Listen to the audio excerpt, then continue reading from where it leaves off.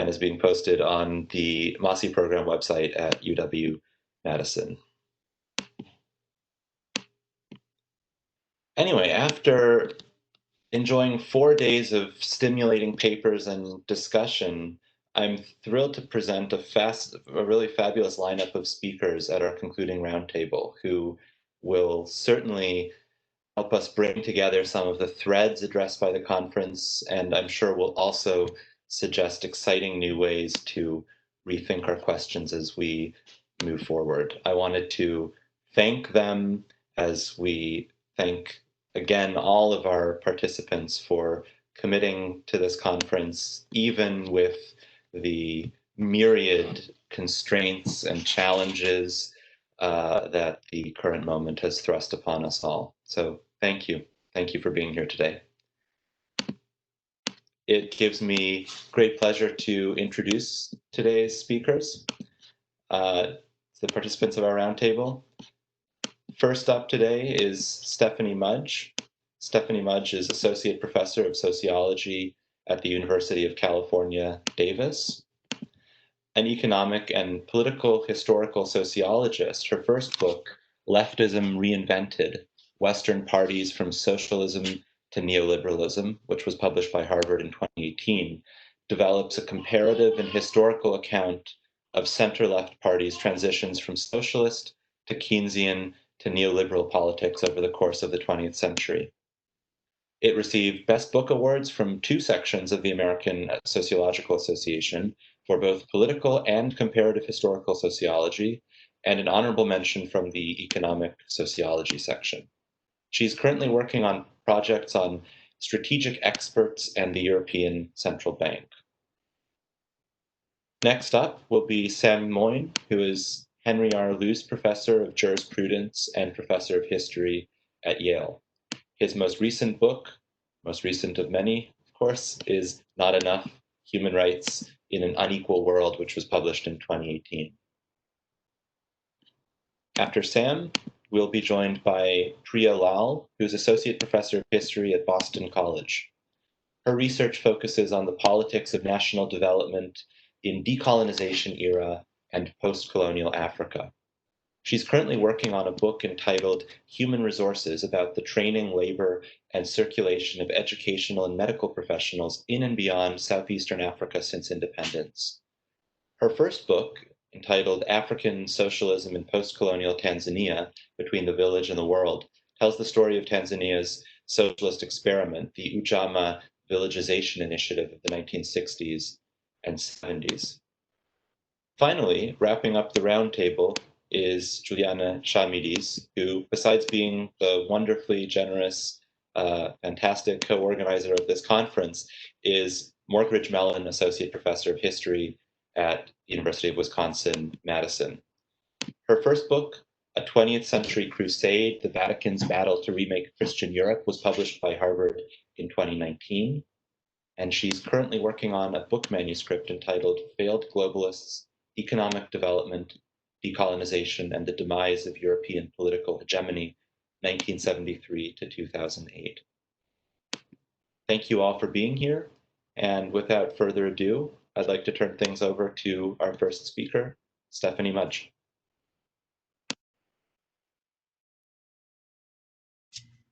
Hi there, everyone. So let me just say that this has been an incredibly rich and interesting event. I'm sorry that I wasn't able to attend the first couple of days, but Juliana was kind enough to send me recordings of the sessions from the first couple of days, and also the comment period after yesterday, so I could see what people said in response to my questions. So I feel pretty caught up, and I wish that I could have participated more from the very beginning, but there it is. So I wanted to, I'm going to keep my comments relatively brief. I have 3 sort of categories of things that I wanted to raise that I hope might spark a conversation on the heels of the discussions that have happened the last few days. So, so the first thing so the three categories of things that I wanted to address is that this sort of central issue of the question of European welfare state decline. It's come up in various people's papers and various people's conversations, and I wanted to revisit that issue because I think it's sort of important to other people have said this, right? It's important to sort out what we mean by that, and what is the sort of I guess one question to ask is whether decline is really the right word. So that's the first issue that I wanted to sort of raise for discussion. The second is whether we might, when we're talking about if the question is how to sort of account for, describe and contextualize the decline of the European welfare state, is whether then we might need a larger analysis of the state, and especially the particular characteristics of democratic, capitalist and democratic states. So in other words, I want to kind of put out there the possibility that in order to grapple with this question of European welfare state decline, to transnationalize it, to contextualize it in a north-south perspective, especially, whether we might need to also sort of grapple with a broader understanding of the structure and organization of the state, and especially democratic capitalist states as they emerge from the transformative period of the 1970s. So that's the second thing that I wanted to sort of raise for discussion. And the third thing is sort of, I would love to start a discussion on the questions of method, or a sort of analytical approach, I think that's maybe a better term. And here I want to talk a little bit about the two kinds of stories that many of the authors, many of the people who participate in this conference have told, which is on the one hand a sort of macro structural story about important transformative events, and there are a number of papers also who deal specifically with the trajectories of particular persons, right, of particular figures. So this, for me, seeing this reading these papers as a sociologist, it raises this incredibly thorny, constant issue of sort of macro-micro distinction and how to transgress and bring together, right, these two levels, which are never really separate. So especially in an interdisciplinary context like this, where you have historians talking to sociologists, I'm always interested in kind of bringing up this question and seeing and cultivating a conversation about how to address that kind of macro-micro division in different disciplines, or how it's being addressed, or what people's thoughts are and how to approach it. So those are the three general things that I wanted to raise. So the first is on the question of European welfare state decline. So other people have noted during the proceedings that this is something that we have to be careful with. What do we mean by it, right? What exactly is the nature of decline? Is it really a cross-European thing? Is it something that really characterizes is a general phenomenon? And so I just want to sort of reiterate that and bring it back to the fore in this final session. And one of the things that I wanted to say is that, to my mind, there was some reference earlier to say, well, there's still a lot of social expenditures in Europe, right? And that's true, but the category social isn't enough. It matters what the purpose is and the content of social policy is, and it matters especially if the logic of social policy, what's being spent, the programs that governments are spending money on, if the logic of those policies is to protect people, right, to insulate them, or to protect markets and serve the interests of markets, right? So these are two different kinds of things. You can have a policy that's social in the sense of it's targeted at getting people into labor markets, or getting them employment, or providing them with some kind of security. But if the way that you provide security through social policy is by pushing people into labor markets on terms that they would rather not have, right? If the logic of reform is this qualitative shift in welfare state policies, right, about pushing people into precarious and low-wage labor markets, not really about meeting the actual needs of people and communities on the ground, of families, right? If it's a stigmatizing kind of policy and a sort of punishing kind of policy, it's still social, but it operates in an entirely different way according to an entirely different kind of logic. And in the context of the European welfare state, where the construction of welfare states had everything to do with with both social democratic movements, with labor movements, and with efforts to democratize those countries, right? These policies are the effect of the building of all kinds of other institutions, right? They're interlinked, right? So when you're talking about the welfare state, you're also talking about the possibility of democratic capitalist societies, right? That both deal with the contradictions of capitalism and also are able to be responsive, right, to domestic democratic demands, and especially the demands of poor and working class people, right? So what I would say when we're talking about welfare state decline is really it's kind of there's a reconfiguration of the welfare state where the thrust of reform in the 1980s and the 1990s was really to support markets, to make social policy market conforming, and especially labor market conforming, right? It wasn't to insulate people, it wasn't to protect them, it wasn't to provide them a social safety net. It was to make markets happy, to push people into labor markets if they weren't otherwise inclined to or weren't able to enter into them.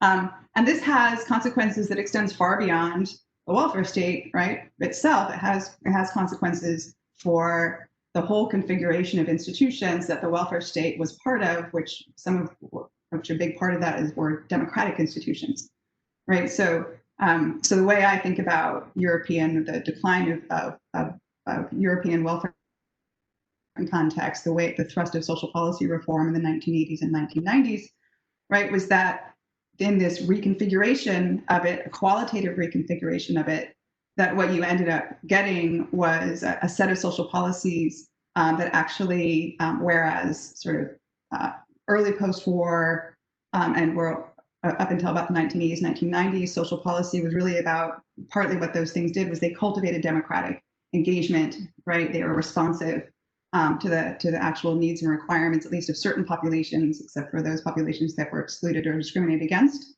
And what we have now is a welfare state that actually, in the European context, and I think in the US as well, we have welfare state policies that actually cultivate democratic alienation, exclusion, marginalization, and populist resentment. So you can still call it the welfare state, and you can look at it quantitatively, but this is a qualitatively different kind of animal, and it does something very different historically. And which I think is worrying, to say the least. So I just want to kind of put that into the conversation, since that's kind of the centerpiece, right, of discussion has been how to contextualize this thing. So that's in the spirit of trying to think about the nature of that thing. So the second thing goes from the welfare state to the state, right? And here, here I want to push a little bit again in this. This is also sort of about contextualizing or defining the thing that we're trying to explain or account for. There's arguably a case for bringing in various perspectives from that are in a historical political economy kind of framework, right? So there's an argument that we could make about, well, the welfare state still exists, but it's a qualitatively different kind of thing, and it does different things. It has different kinds of consequences for democratic institutions, especially. And we could also say that there's a structure and a logic to that state. This is what a sort of Marxian political economy perspective would say, right? And the structure and logic of the state, not just the welfare state, in the post-1970s period becomes a completely different thing, right? So there's a logic by which a sort of neoliberalized state, that what it is really about is about extraction from poor and middle class people, rewarding the rich, punishing the poor, right? And this is a whole logic that goes beyond social policy per se, right? But this is an argument that you get in political economy kinds of arguments that I don't necessarily. First of all, they're so relentlessly depressing that I don't always want to. I don't want to embrace them, and also I think it's important to kind of call into question sort of totalizing analyses like that don't take account for all kinds of variations and exceptions and alternative possibilities. Nonetheless, I think it's an argument that is useful to grapple with, right? That now what we're dealing with, that what emerges in the post-1970s period is a form of state that just operates in a totally different way, right? And that part of that has to do with the sort of economic basis, right? Sort of budgetary logic of a state. So a tax state, right, that taxes people progressively, and especially taxes the upper classes, and then redistributes that, right? That's very different from what I'm thinking here of Wolfgang Streeck's this concept of a debt state, right? A debt state that that actually is sort of beholden to its creditors, right? And so this is Wolfgang Streeck's argument. He's a controversial figure, but I also think he's an important one because he makes this sort of relentlessly logical argument that actually what we have now is a new form of state, what he calls the debt state, that instead of the tax state, which redistributed, right, and in that case kind of supported democratic politics and democratic institutions, that what you get instead is a debt state that's really just about, that really is sort of beholden to wealthy people and wealthy investors, both nationally and transnationally, especially the holders of national debt, the bondholders. So this is kind of, what he's arguing here is the reason I think this is so important to grapple with. He's saying here that the contemporary state, if it is the debt state, it cannot respond, right? It doesn't matter who's elected. It doesn't matter what people want to do, but it actually cannot respond. It's not in a position to respond to the demands of domestic constituencies other than the wealthy, right? So it's kind of locked in. And so this, I think, this is a broader argument about the capacities and possibilities of the state, which is, of course, you don't get a welfare state without a capacious state in general. And he grounds this as an analysis of kind of where the state's getting its money and what are its financial and economic dependencies.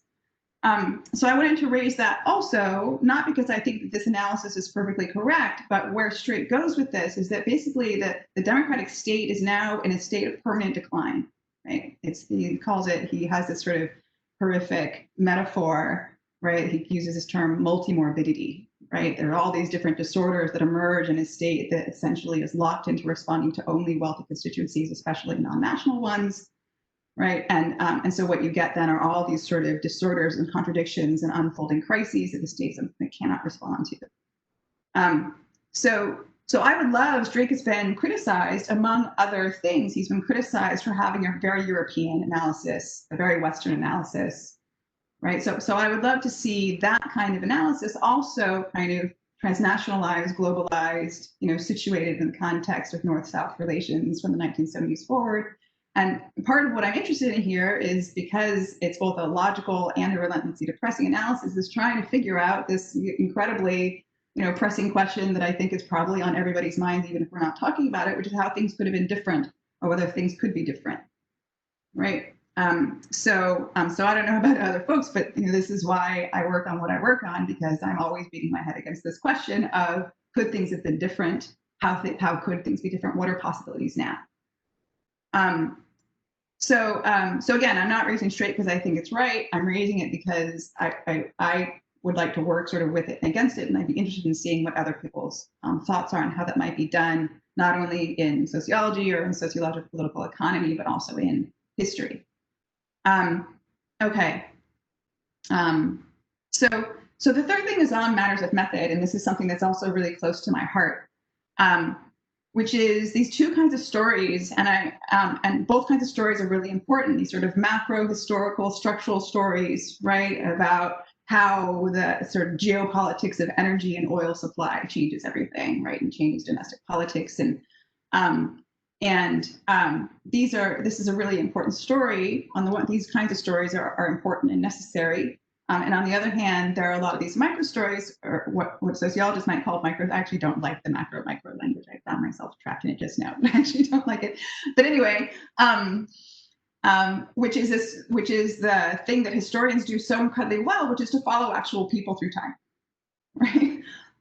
Which I think should be done more in sociology. Some sociologists do it. A lot of sociologists don't. And I have a constant kind of argument with many of my colleagues, although I don't know if they realize I'm arguing with them because I try to say it nicely, but a lot of the sociologists who operate in a kind of institutionalist mode of thinking, the way that their thinking unfolds is the way their storytelling unfolds when they're doing historical work, is there are these sort of great big institutional processes happening on, then every now and then a person appears on the stage with like a thought bubble, right? And they're thinking something, and the thought bubble, what it means, the thing that's significant about it is how it speaks to the correctness of the macro story, right? And so the person themselves is not treated as a historical effect, is not treated as something that people, only certain kinds of people are possible under certain conditions, right? I tell my students this all the time. A female professor is possible right now because of certain historical conditions that made it possible, right? And so this kind of necessitating and historicizing the existence of certain kinds of historical actors,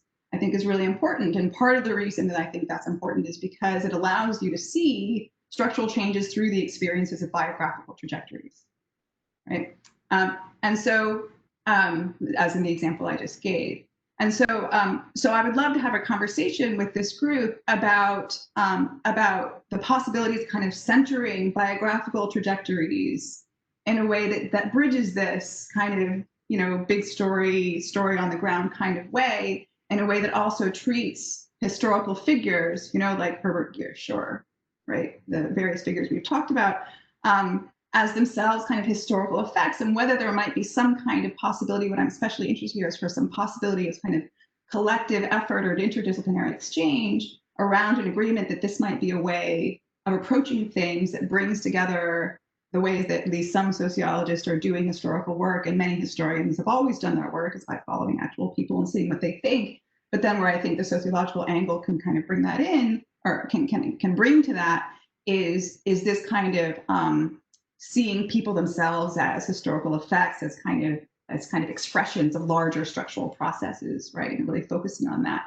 So I'd love to have a conversation about the possibility. This is something I've tried to do in my own work.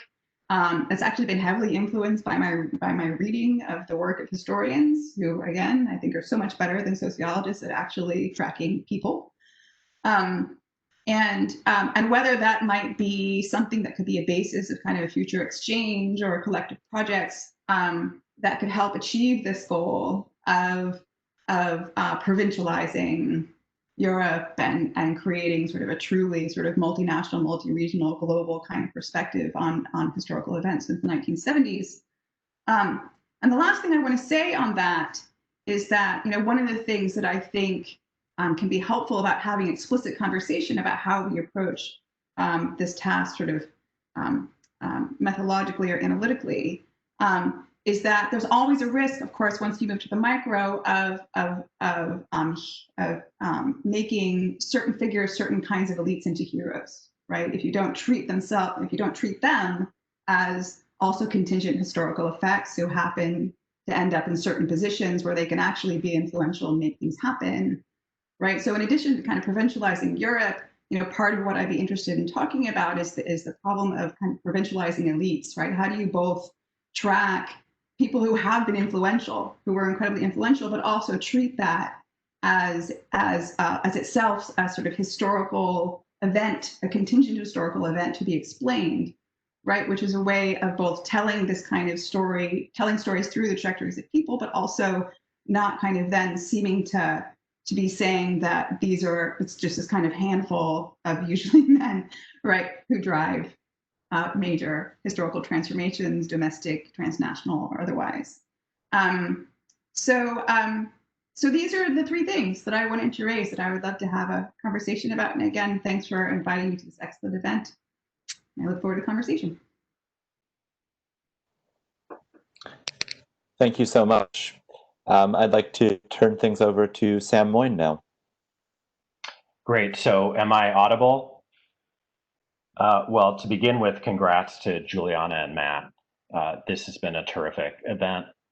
Stephanie's comments are incredibly impressive. Mine will be at a lower level, just to reflect a bit on my impression after listening to the great presentations and discussion, that it seems like we're at the beginning of a vast set of inquiries and a kind of imagining a literature that doesn't exist yet.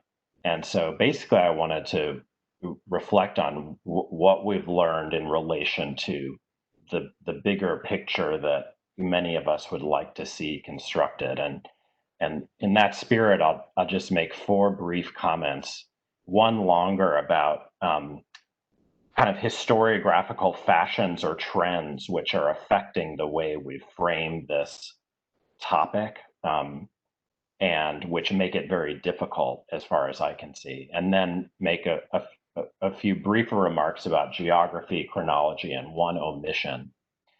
So to start with fashions, the title suggests the conference is about globalizing histories of the decline of the European welfare state, and kind of in tune with Quinn's throat clearing, which was excellent before he even got to his paper yesterday, and then what Stephanie's just said. Um, there's been some assumption that by the term welfare state, we mean narrowly the history of social provision. Um, and of course, we did have some great papers just about that, whether Lauren's insightful paper about West Germany, Laurent thinking about the regional level, Sean gave us a kind of more longitudinal take on how we might think about the history of recent social provision in historical perspective. But of course, like neoliberalism, I was kind of assuming that others, or maybe the conference framing, could be taking the term welfare state more in a kind of epical sense, and that really gets it in a different way at what Stephanie's just said, that we would need, even if we're interested in social provision, to think even more broadly about the history of political economy and the state in relation to it. And this got me thinking about kind of what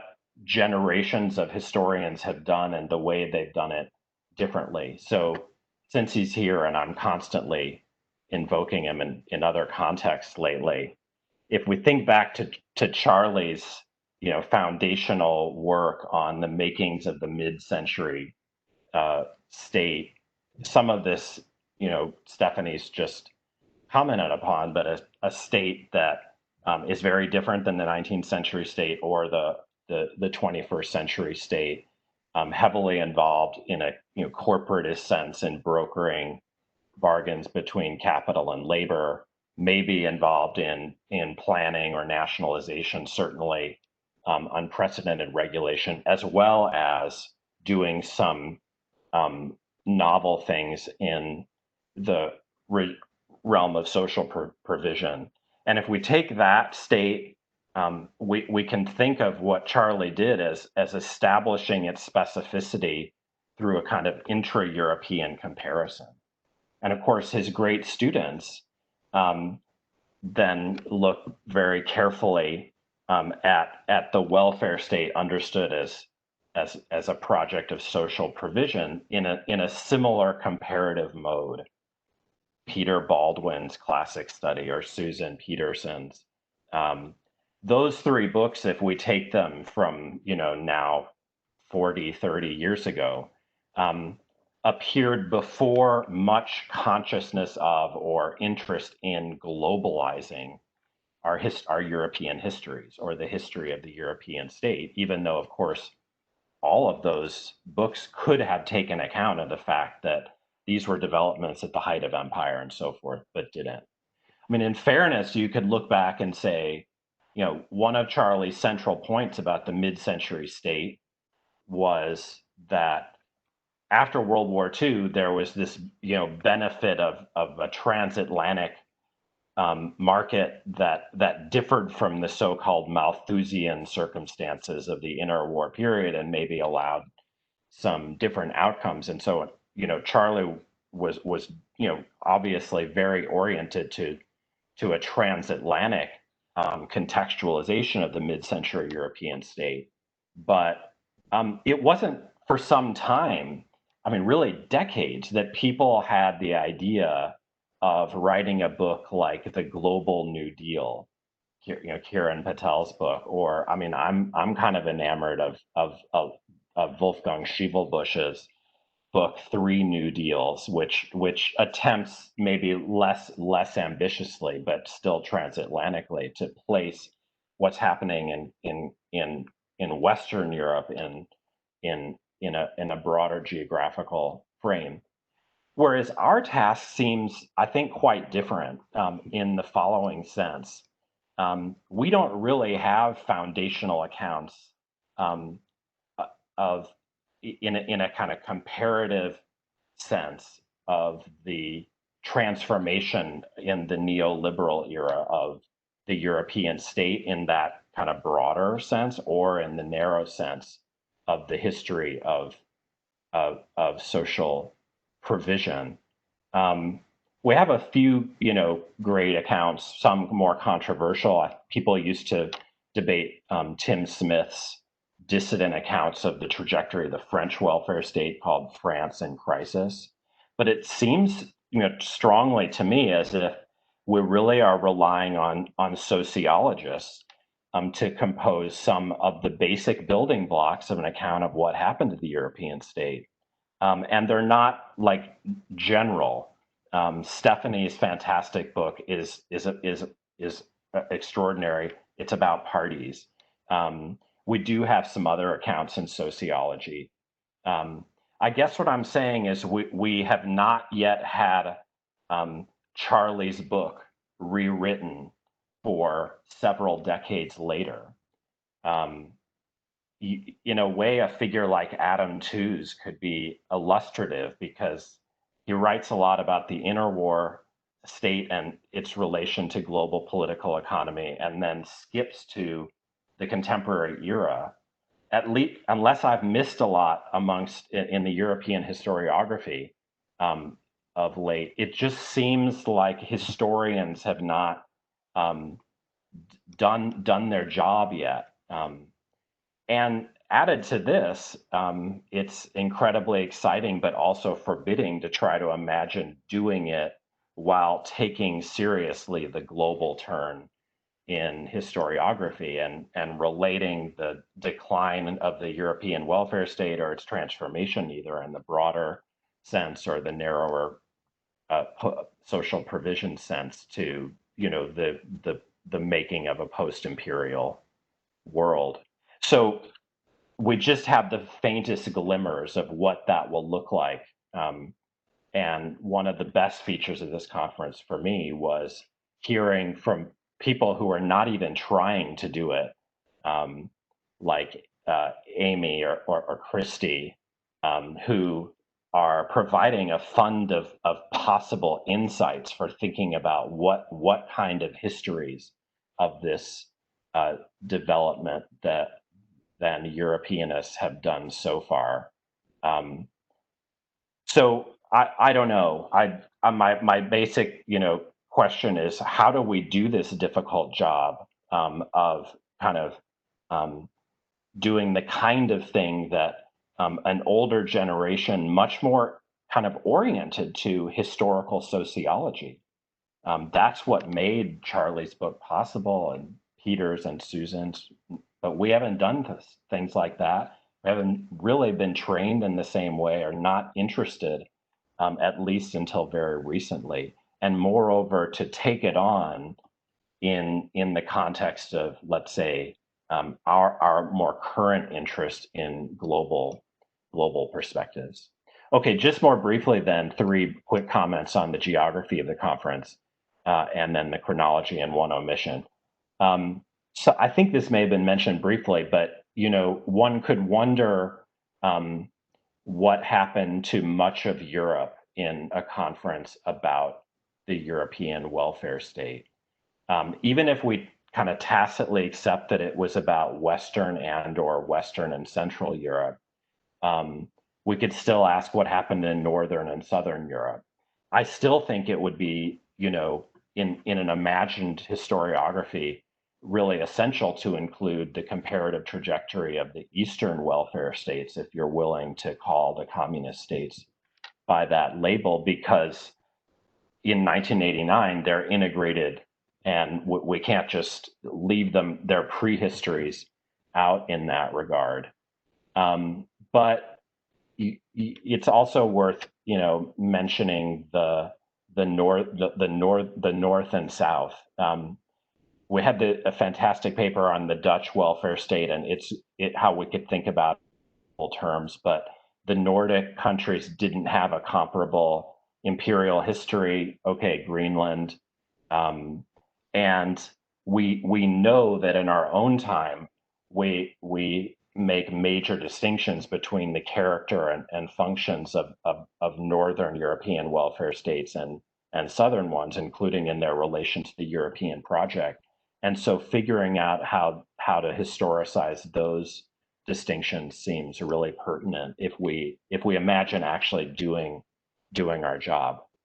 Chronologically, I mean, Quinn, I think, was spot on.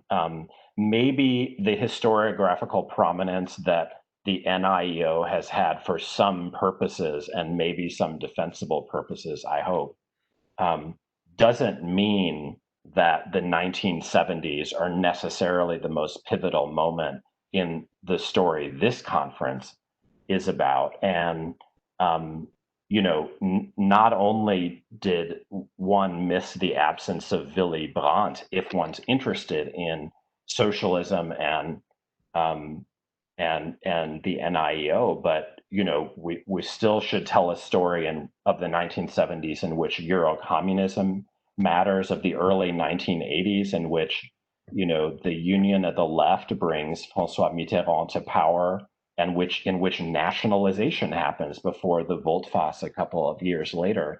And that just seems to me to be an essential part of how we adjust the chronology of this conference and think about the NIEO moment as one, but we have a lot of other moments to cover, and for that matter, a lot of other things that may not be usefully related to the NIEO were happening in the 1970s themselves.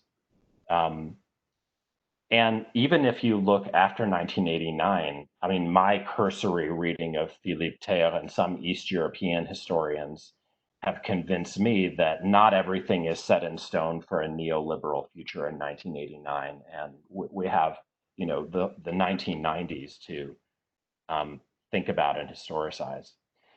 Okay, so lastly, the omission I wondered about is migration, which maybe I'm wrong. I don't remember anyone touching in the papers, and it just seems as if I were thinking about what would come up in a story about Europe and the globe in the transformation of the welfare state. It's like near the top of the list, not least since we know of this right-wing toxic literature, Christopher Caldwell and so forth, that would put Europe's relation to its post-colony at the absolute center of why we might think a European state transformed and social provision transformed. And it would be really cool to think about how we could, tell very different stories than are being made central and with very, unfortunate consequences amongst our right-wing friends. So thanks. It was a great conference.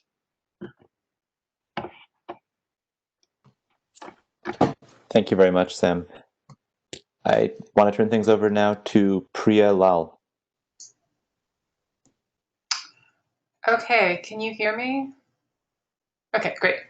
So thanks to Juliana and Matthew for inviting me to participate. It's been really great to have this kind of opportunity for meaningful intellectual conversation at this difficult time. And I'm sorry, like Stephanie, that I wasn't able to participate in the earlier sessions this week live. I did watch them and I read everybody's papers and enjoyed them. I also just wanted to thank all the panelists for sharing their work. I've especially enjoyed reading all the papers because I am not a historian of Europe. And so a lot of the content and the way you framed it is new to me. And it's been really stimulating and I think will be useful to me in my own work.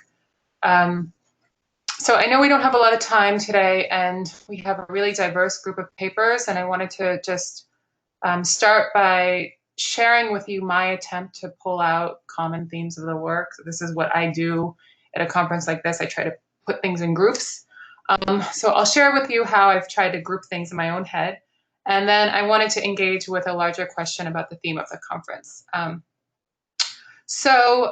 First, I saw this theme of folks finding unexpected genealogies of neoliberalism. So thinking about Amy's work, finding this kind of a series of connections between the US and Colombia of these business and economic actors, as generative of more recent dynamics that people have seen as new but are in fact not. And Margarita's paper looking at this unlikely source for the sort of neoliberal turn in Latin American politics, which is the dependency theorist left, rather than locating that in the right. Another theme I saw was of looking at less conventionally recognized economic theaters of neoliberalism. So Giuliano's paper on the discovery of North Sea oil and its aftermath was one of these. That actually drove domestic policy in the UK, which was then kind of transported around Europe, this template of privatization. Matthew's paper on toxic waste as the kind of new development aid that cultivates these ties of dependency that are then productive for transforming power relations within Europe and then within European countries themselves. And then Jess's paper on tourism as a new arena for exercising, I guess I'm not sure whether she would use the term neocolonial economic power between Africa and Europe. Another theme I noticed was that of kind of actors in the global north narrating global dynamics in metaphors that connected up to domestic policies. So Christie's paper on Moynihan is obviously one example of this. His metaphors, I mean, they're all over the place, but we see the third world as this kind of welfare queen on an international level.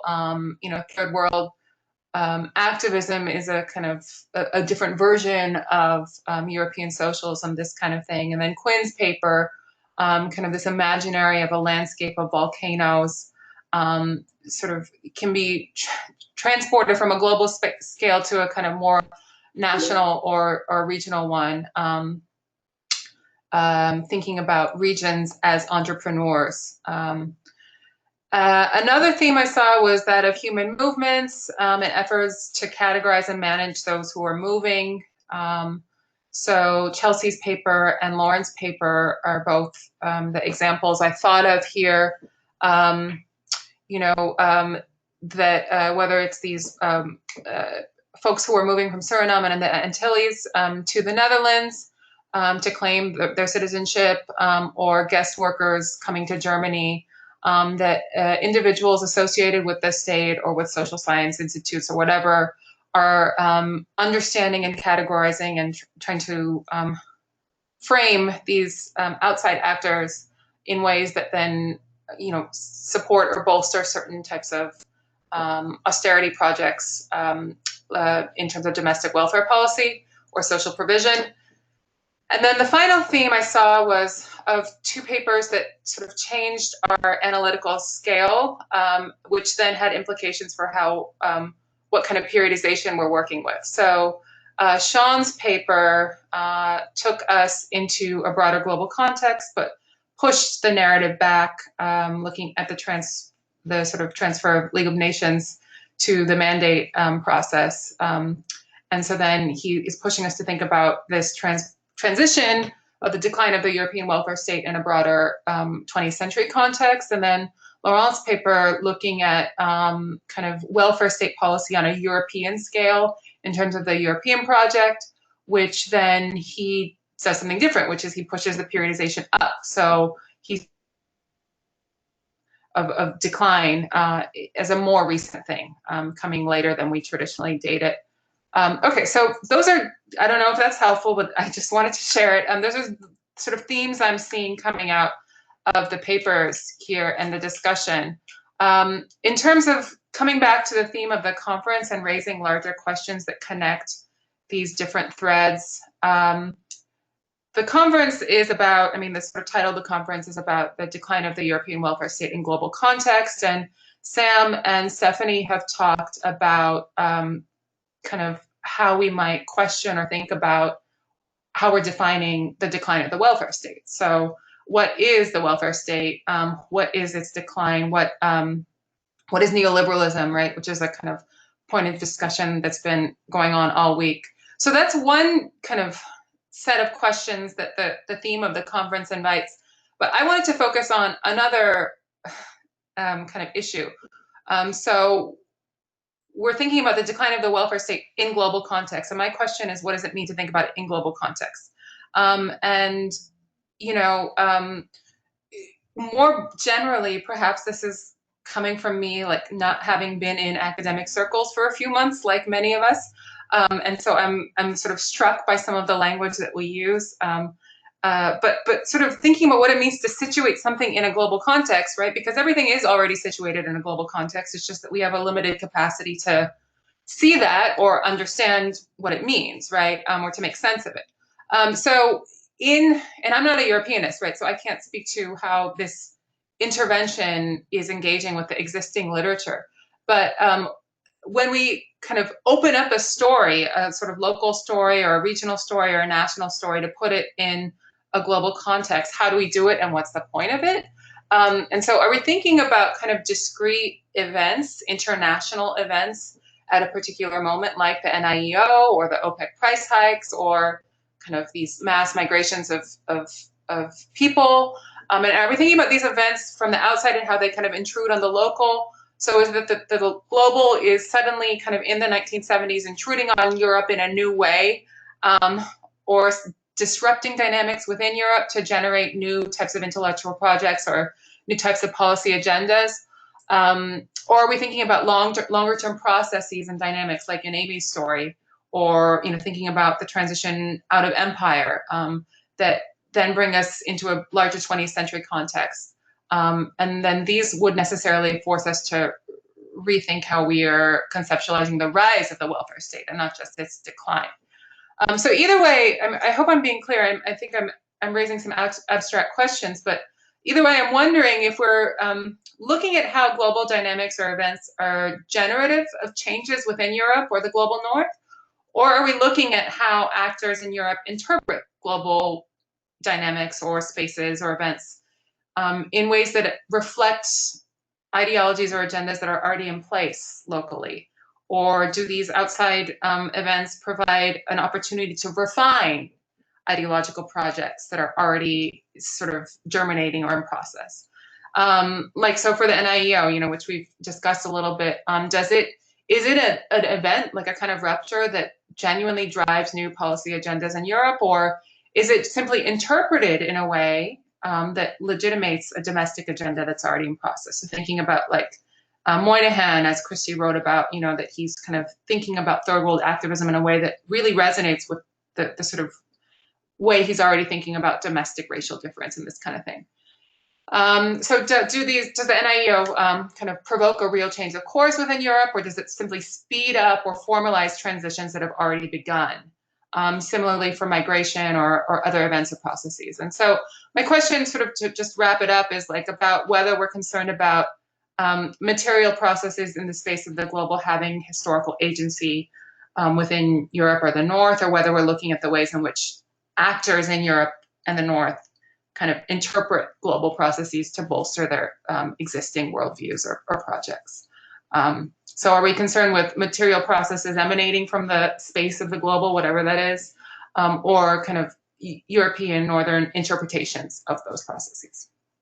Obviously, those things are not in opposition to each other. I don't want to be super simplistic, but I think there is a difference in emphasis. So I'll stop there, and hopefully some of this will lead to fruitful discussion. Thanks. Thank you. To wrap up our roundtable discussion, I'd like to turn over the mic to Juliana Chameles. Thank you so much to all of you for making this a very, very stimulating and, from my point of view, at least, very successful conference.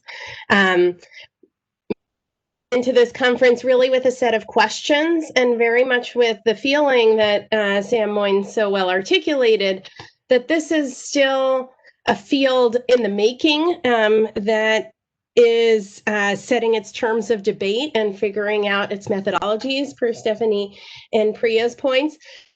And so it's very, very exciting, and I hope inspiring, in fact, for everyone participating to start imagining the contours of what this field might be and what its guiding questions might be.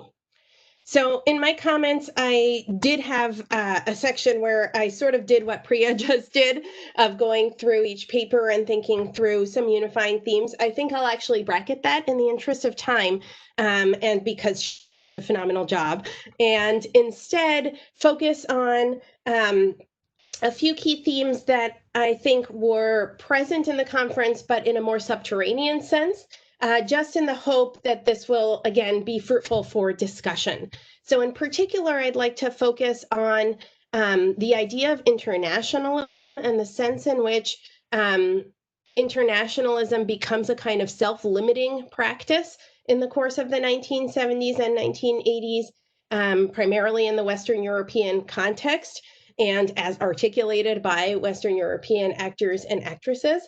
I'd also like to talk briefly about the sense in which European actors over the course of those 2 decades seem to be converging on a language and self-effacing practice of austerity.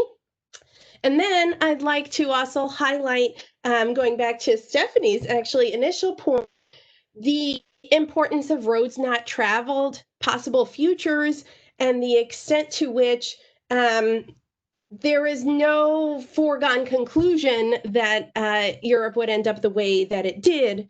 And in thinking about that, I just wanted to make a few quick points about how we think about workers in these years, how we think about the labor movement, and how we think about the articulated and unarticulated needs and desires of electorates.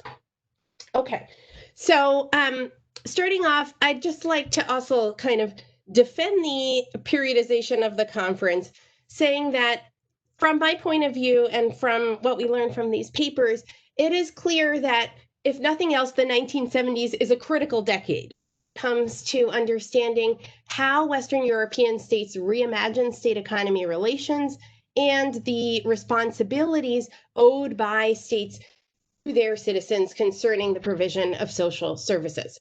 So it's true that the 1970s are not yet the high water mark of privatization of state services, the shrinking of assistance for vulnerable categories like working women and the unemployed.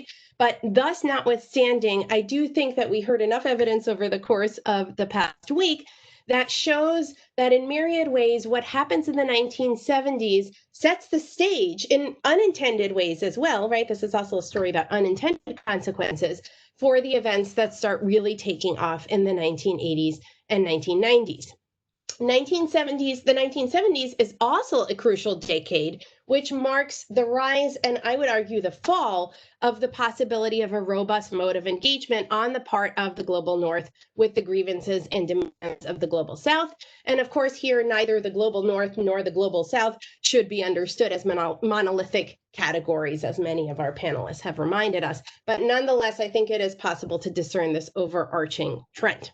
And these stories are intimately interrelated in a variety of ways. And Priya's final point here about how we're thinking about the global is very pertinent. And to give what I imagine she'll a bit of a cop-out answer, I think what we learned from the papers is, both and. The global erupts in and transforms how European actors are thinking about issues of solidarity, redistribution, state economy relations. But at the same time, what gets laid out is a series of longue durée tendencies and predispositions in how European actors and actresses respond to the global South.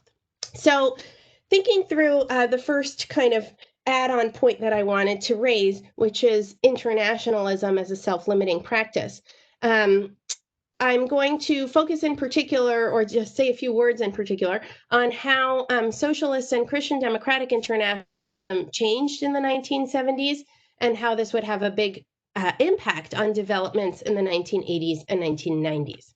So the main points that I want to raise on the Socialist International and the work of socialist parties in Europe in these years is that initially socialist parties and the Socialist International do try to belatedly engage in dialogue with the Global South, and in fact endorse belatedly again decolonization and the idea of global welfarism in what represents actually a break with a previous language that the Socialist International had gotten behind, which is the language, interestingly enough, of economic development, which was the phrase used to respond rather meekly to demands from across the decolonizing world for political and economic independence. Another sense in which the socialist movements within Europe start practicing a form of self-limiting internationalism is that as they turn to the Global South, they basically fail to identify socialist parties that have a real base. As a labor organizer I interviewed this summer for my book told me, in his words, they identified taxi parties. I thought that was a useful phrase to communicate the idea that all of the supporters can fit in one taxi. So the Socialist International did try to go global, but it went global in a very imperfect way. It also made the choice to heavily invest in the European integration process. This is sort of the backstory of Laurent Warlouzet's terrific paper and book, which is that among the various internationalisms that socialists in Europe could have pursued in these years, they heavily invest in the European integration process. They are not very successful ultimately in bringing about a set of strongly redistributive practices through the European community, but at the same time, in so doing, they underwrite European integration as the appropriate and necessary space through which to address the grievances of the Global South. Finally, the socialists, and then I'll turn very quickly to the Christian Democrats, the socialists also start practicing a form of self-limiting internationalism in the 1970s through a decision to read international events in a particular way, whether it's the overthrow of Allende in Chile, which is read as a failure of a Popular Front coalition, or the murder of Aldo Moro in Italy in 1978. These are read as signals about the need to move to the center. And what happens through a series of fierce debates and discussions as well is a privileging of the West German SPD model of Eurocorporatism, which Sam just referenced in passing, over the French and other models, which privileged, for instance, autogestion and forms of worker management. Finally, there's a really important shift in the labor movement, which again, the Socialist International and European socialist parties help explicitly and implicitly bring about. This is kind of the most recent thing that I've been working on this summer, so it's very fresh in my mind. But the kinds of international labor organizations, socialist parties start funneling their monies towards end up being at the forefront in the 1980s of movements like the ones that Lauren Stokes and Tehila Sasson have mentioned, which is, and studied, which is a decision to basically break deals with multinational corporations like Coca-Cola and Nestle over and above the workers, and that these broker deals will supposedly deliver greater worker rights, but in the meanwhile, there is a massive transformation in how labor unions are doing their work. Okay, now very, very briefly, just on the point of Christian Democrats and the Christian Democrats, I guess I'll just say it rather than prove it for now. If folks have questions, I can talk about it. Christian Democrats, I see too as practicing a form of self-limiting internationalism in the course of the 1970s. And they move away towards a fleeting interest in the quote, new social question and towards a strong embrace of human rights as their language of justice. And this too is happening in tandem with a Christian Democratic International decision to invest heavily in shaping the European community and effectively abdicating from more global forms of responsibility.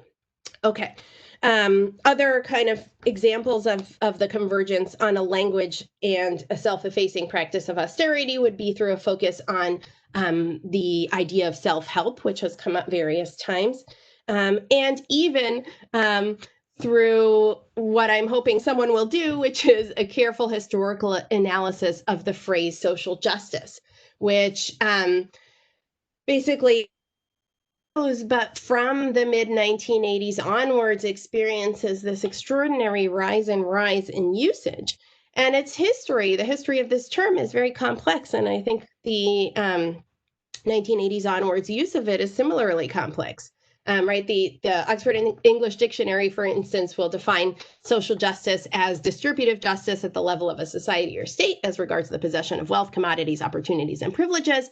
But if we dig back into the history, we see, for instance, in 1891, Pope Leo XIII, in his landmark encyclical Rerum Novarum, uses social justice as a way to contrast communist and socialist calls for economic justice. He casts his lot with social justice, explaining that the quest for economic justice will lead to class warfare and strife, whereas the quest for social justice will lead to the happy collaboration between social classes in the service of modest redistributive projects, which will guarantee social peace. So the turn towards the language of social justice itself is also something that I'm hoping can be historicized and thought carefully about. And finally, just quickly, there's the question of changing workforce and the importance of that, and also the importance of the changing desires of the Western European electorate. So something else that we didn't quite touch on is the extent to which all of the things that we're discussing reverberate very strongly among European electors. And minimally, we need to take seriously the provocation of scholars like Monica Prasad, who argue that, in fact, there was genuine support for Thatcher because there was genuine excitement and desire for homeownership and private property, that there was fatigue with the militancy of the labor movement, that there was kind of an appeal of language of austerity in times of economic difficulty and of increased migration. We also need to take seriously the provocation of much older scholars like Adam Przeworski, according to whom the more successful a state is in redistributing wealth, the more its citizens will ultimately vote against redistributive policies in the long run. Again, it's an interesting provocation with plenty of exceptions, but to give the big picture argument, what do we make of that? What do we make of this claim that in some way, shape, or form, redistributive policies contain within themselves the strong possibility of being undone if they are successful? It's a kind of disturbing question to raise, but I think a very, very important one. And then relatedly, how do we even define the welfare state, right? As Dan Rogers has reminded us, the origin of the term welfare state can be traced to Republican opposition to the New Deal, and then it was subsequently adopted defiantly by Britain's Labour Party. What term do we want to use? And what sort of historical and sociological arguments are we making through the choice of a different term, whether it's developmental state, whether it's social politics, et cetera? We have various options and choices that have been given to us by the conference participants. So in closing, I'm sorry I talked for too long. One that I'd love for us all to reflect on is this question of what we gain as we try to globalize, and again, what sort of globalizing work are we imagining here? A second question that I'd love to raise is, should we be talking more about failed utopias and roads not traveled?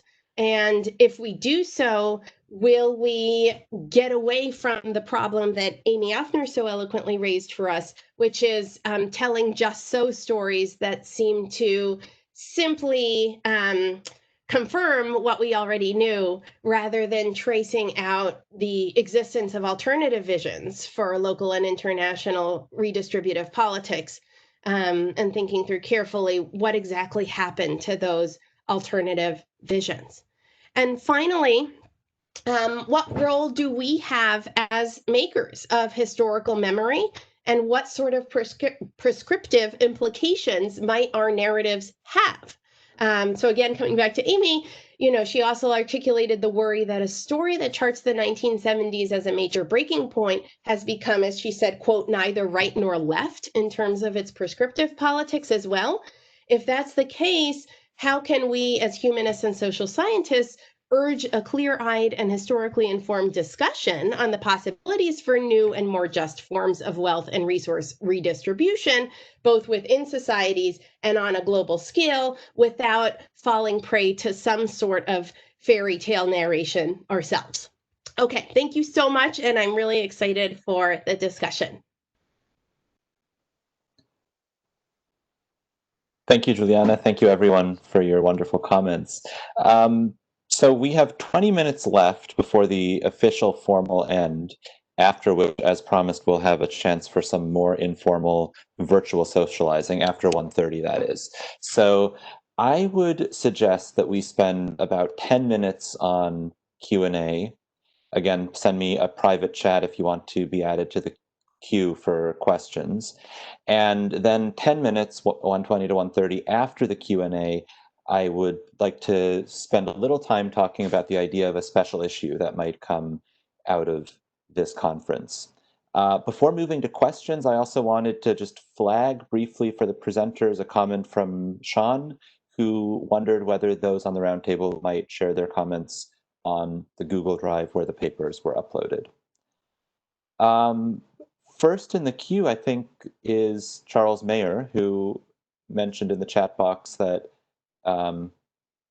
given the chance, he might want to discuss what he's working on now. Charles, would you like to kick off the discussion Q&A period? Sure, but I'm not, since we're so short on time, I'd really like to follow up on these last comments. I think Giuliana's was very good. I mean, it seems to me that, yes, the welfare state is this term which has occupied you, but what you've all been talking about, what we've all been thinking about is an episode in, the continuing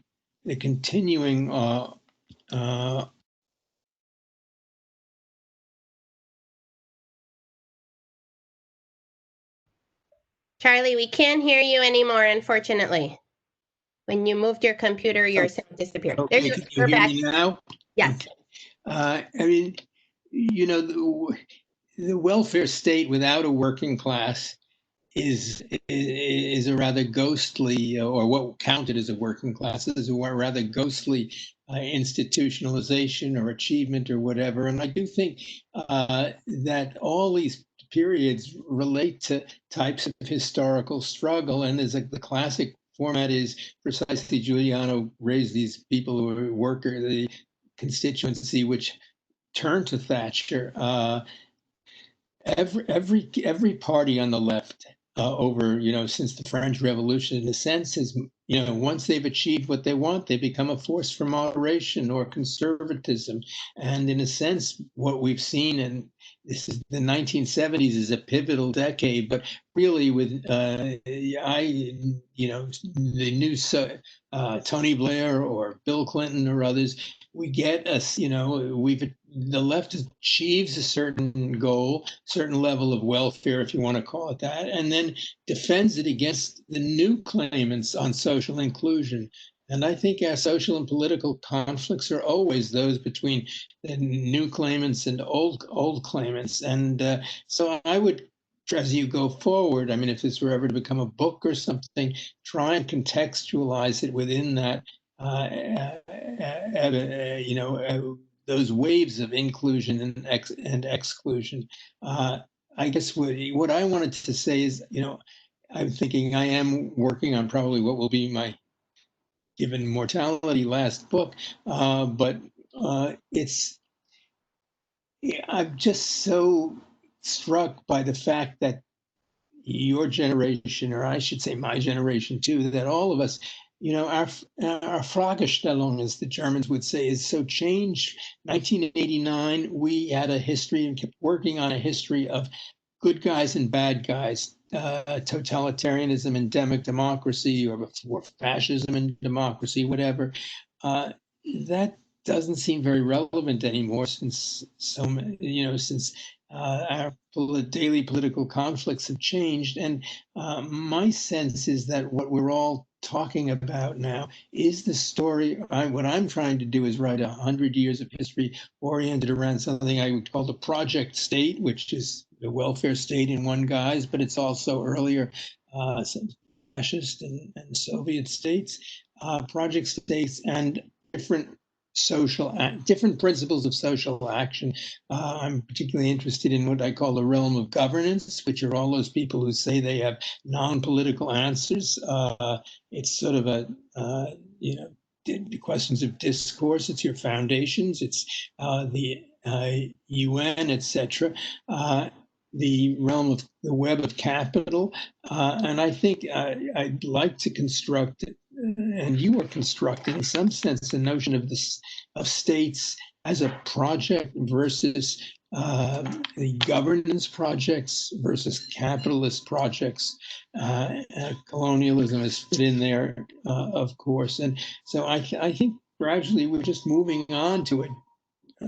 Reflect on what you've achieved here. I think it's important. As I said too, I'm immensely energized by this type of exercise. It'd be wonderful to be all around the table, but this has served us pretty well. And like good teachers, we, in a sense, we depend on our students, and I don't mean to, there is a generation difference, but this is a great conversation, and I'm privileged to have been part of it. And over the next, I hope to finish this project in 2 years. It obviously can't be an archival project anymore, but we try and keep reading. And so thanks to you, and think never lose sight of the conflictual aspects of what's going on in these episodes. Thank you. Thank you. Thank you, Charles. We have a question from Amy Offner up next. Okay, can you hear me? Okay, thanks so much. Let me reiterate just how much I learned from this discussion, and what a great conference it's been. I had a couple of questions to throw out. One was in response to Stephanie Mudge's comments, which are, I think, really brilliant. I had a question about periodization in your comments. I think that the way you describe the sort of transformation of the welfare state rather than the decline of the welfare state is really persuasive. But some of the sort of distinguishing characteristics of the late 20th century welfare state, to me, don't seem entirely new. So, for instance, you, I think, make the good point that the welfare state at the end of the 20th century exists to push people into labor markets that are increasingly precarious and to produce democratic exclusion. And for me, kind of coming out of US history, that brings to mind, Michael Katz's argument, right? That like one of the functions of poor relief in the United States has always been to stabilize and protect the private labor market as the primary resource that's supposed to be available to people to make ends meet. And I think what's changing is not that function of the welfare state, but the nature of the labor market. To me, that's a genuinely kind of significant rupture that's taking place across from the mid-century to the late 20th century period. Likewise, I think of kind of Sybil Fox and Linda Gordon and others who have written about the ways in which one of the functions of the welfare state has been to produce democratic exclusion for a long time, but perhaps the nature of democratic exclusion is changing. So I wonder kind of what you make of that. I would just be interested in how you kind of think about those sort of changes or continuities. And I also just wanted to follow up on Sam Moyn's comment that there might be kind of multiple meanings of the welfare state that are kind of bubbling under here. On the one hand, thinking about the welfare state as a certain set of state functions that provide for social goods.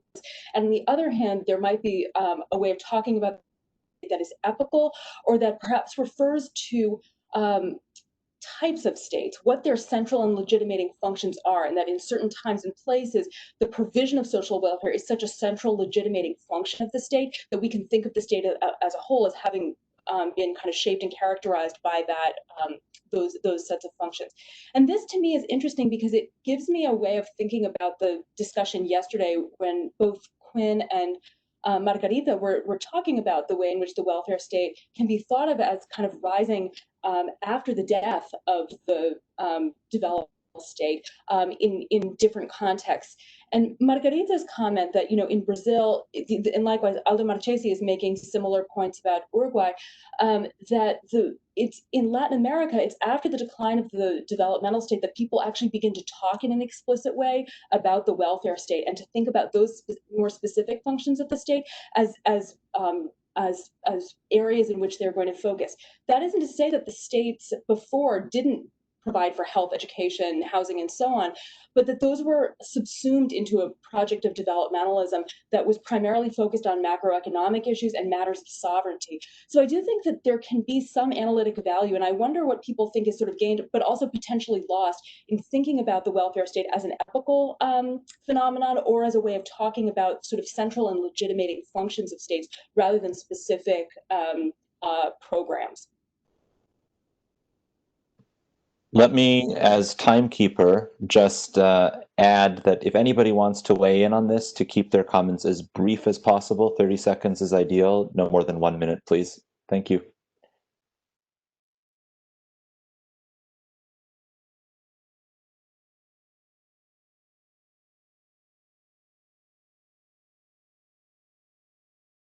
Should we start with Stephanie Mudge? Stephanie, do you want to answer?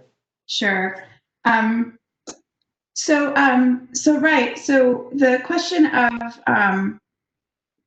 sort of newness of the welfare state or the late 20th century welfare state is an important one. I mean, I guess so. I should just say I did my undergrad at Penn, and I was an urban studies major, and so I read Michael Katz when I was an undergrad, and so I'm pretty familiar with his work. I've been admiring it for a very long time.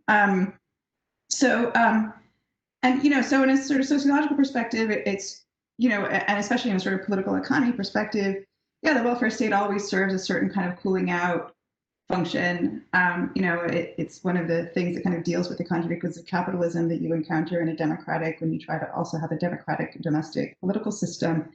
And it is always about, it's never been about it's always been sort of fitted to the demands of the economy, the demands of the labor market, and so that as the economy changes, the labor market changes, then of course those kinds of policies are going to change. And so that in that sense, there's a whole lot of continuity. But I guess the in my own kind of work on what was happening in the 80s and the 90s, one of the things that strikes me is that there are processes that happen, especially inside center-left parties and inside the Democratic Party of the United States, that accelerate changes in the labor market when there were real alternatives and there was real contention inside those parties about whether that was the right thing to do. So in the context of the Democratic Party, there was a break during the Clinton years between congressional Democrats and the White House sort of Clintonite New Democrats. And you can see how that break plays out, because when the New Democrats kind of have their first victory in the form of NAFTA, it undermines the political fortunes of people, of Democratic Congress people who are representing districts who are then hurt. Their constituencies are then especially hurt and are unhappy with the terms of the NAFTA agreement. So that was an event that accelerated or arguably set off new processes in the labor market that could have turned out differently, but didn't, because certain factions inside the Democratic Party didn't win. So yeah, I mean, it's true. There's always continuities, and this is an important question. But I also think that there's a clear sort of shift in the logic of welfare state and labor market policies that is not just in the U.S. It's also Germany, and it's also Sweden, and it's also the UK. And I do think there were alternatives, to that shift. And so it's not just kind of labor market over here and welfare state over there, right? And one drives the other. These two things are kind of matched with each other. And there are people who are deciding what the relationship is going to be, or have power over what the relationship is going to be. And, so that's what I would say to that. Thanks. Sorry, I went too long.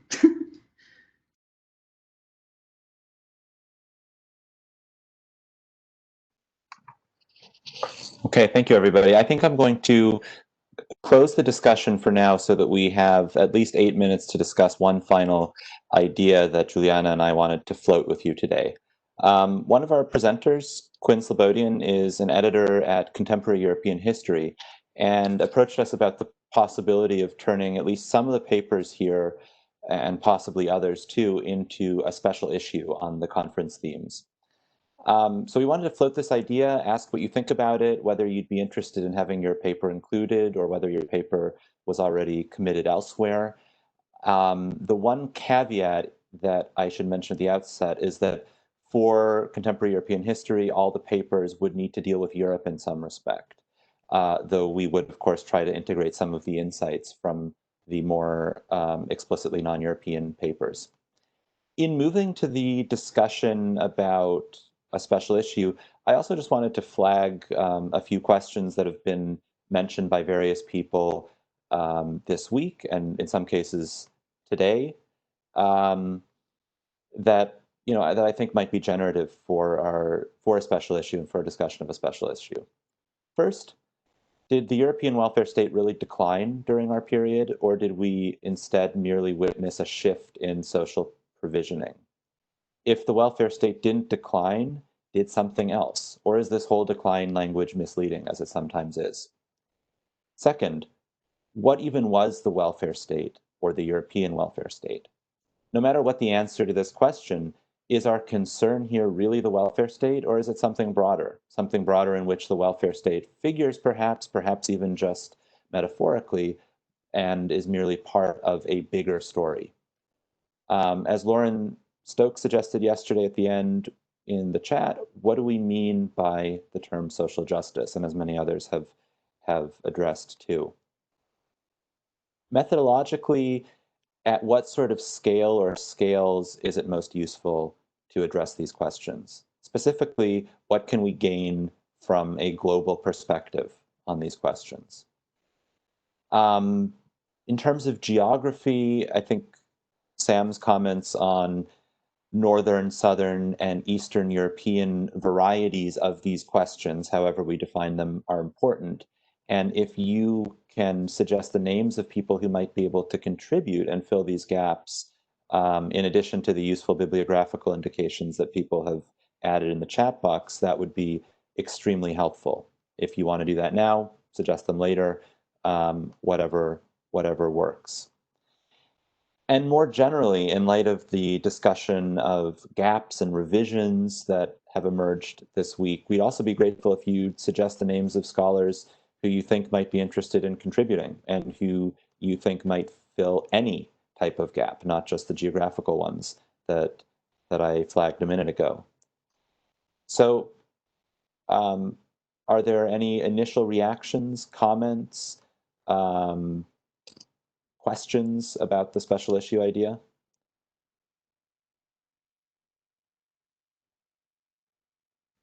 Or maybe if Quinn wants to add anything. Yeah, maybe if in the meantime, send me a chat if you want to say something, and perhaps Quinn just wants to say a few words as in his role as editor at CEH. Yeah, I would just say that we'd be really enthusiastic to host this kind of conversation. I hadn't really thought about it until Sam and Stephanie both mentioned in different ways, though, that we just don't have the kind of baseline historiography about this yet. And then what we're working with tends to be sociologists, Saskia Sassen, Strake, Jeffrey Frieden, Roderick, Oliver Nachbe, political economists. So having a first stab at this field alongside, I must say, Charlie Mayer's co-edited Shock of the Global from 2011 is something that would work perfectly. So absolutely contribute.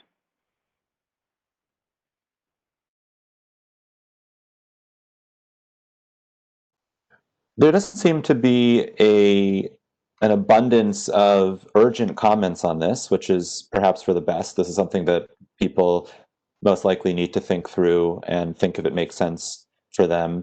So I will leave that for now. If you want to discuss this in any way, if you're interested, please email me and Juliana, and or put something in the chat, and we'll make sure to read through all the chat prompts before we close out today.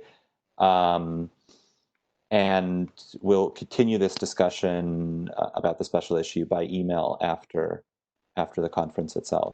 So before switching over to informal socialization, to be honest, I'm not sure exactly what informal socialization over a Zoom-like forum is, but this will be something else that I will learn this week. So I wanted to once again first of all, thank Juliana for the wonderful opportunity to co-organize this conference with her. And then I wanted to thank everyone who's participated, the presenters, the discussants, the panelists on the roundtable, as well as everyone whose thought-provoking questions have added so much to our discussion this week. Thank you. Juliana, do you want to say a final word of thanks and conclusion before we all learn how to socialize on WebEx? Sure. So I just wanted to really express my gratitude to you all and to Matthew Sohm for this event being such a success. I have to say I was a little bit anxious about the transition to this online format, but I think it has worked quite well. And I appreciate you all participating with your papers, your comments, and your questions. And I very much hope that this conversation can continue formally and informally through various channels, including the special issue, but of course not limited to that. I do feel as though there's a field here to be built up and a series of really important questions that you all have put on the table. So I'm kind of eager to amplify what has been this internal conversation and make it a broader one. So I hope that you all will participate in that project as well. And I don't know exactly how to applaud, but I would be very eager to applaud all of you for, again, making the time and space intellectually and physically to be a part of this conference at such a tough moment for the world. So thank you, really sincere thanks to all of you.